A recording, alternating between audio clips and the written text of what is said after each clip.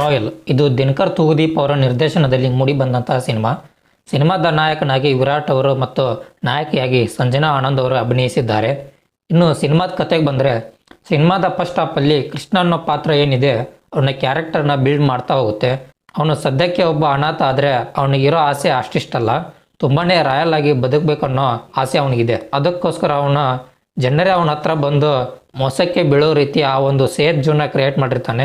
ಅದು ಯಾವ ಥರ ಇರ್ತಂದ್ರೆ, ಕಾನೂನಿನ ಮುಂದೆ ಅಪರಾಧಿಯಾಗಿ ಕಾಣದೆ ತನ್ನ ಚಾಣಾಕ್ಷತನದಿಂದ ಎಲ್ಲರಿಗೂ ಚಳ್ಳೆಯನ್ನು ತಿನ್ನಿಸ್ಕೊಂಡು ಆರಾಮಾಗಿರ್ತಾನೆ.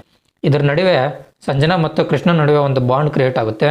ಇನ್ನು ಇಂಟರ್ವಲಲ್ಲಿ ಕತೆ ಹೋಗ್ತಿರೋ ರೂಟ್ ಚೇಂಜ್ ಆಗಿಬಿಡುತ್ತೆ. ಅವನಿಗೊಂದು ಫ್ಲ್ಯಾಶ್ ಬ್ಯಾಕ್ ಇರುತ್ತೆ. ಅದರಿಂದ ಅವನು ಸಡನ್ ಆಗಿ SSF ಅನ್ನೋ ಒಂದು ದೊಡ್ಡ ಕಂಪನಿಯ ಮಾಲೀಕ ಆಗ್ತಾನೆ.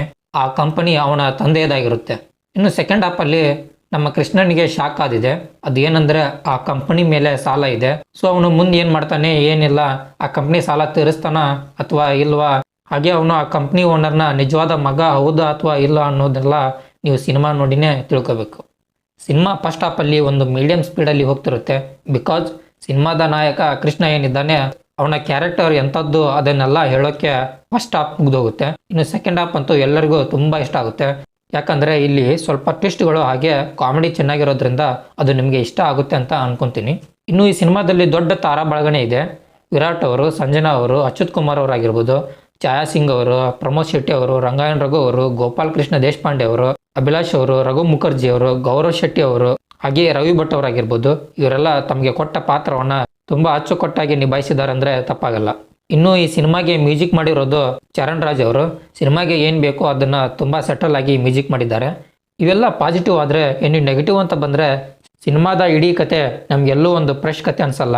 ಹಾಗೆ ಸಿನಿಮಾದಲ್ಲಿ ಪ್ರಮೋದ್ ಶೆಟ್ಟಿ, ಗೋಪಾಲ್ ಕೃಷ್ಣ ದೇಶಪಾಂಡೆ ಮತ್ತು ರಂಗಾಯಣ್ ರಘು ಅವರಂತಹ ಮಹಾನ್ ಕಲಾವಿದರು ಸಿನಿಮಾದಲ್ಲಿ ಇದ್ದಾರೆ ಅಂದರೆ ಅವ್ರಿಗಂತ ಸ್ವಲ್ಪ ಸ್ಕ್ರೀನ್ ಸ್ಪೇಸ್ ಕೊಡಬೇಕಾಗುತ್ತೆ.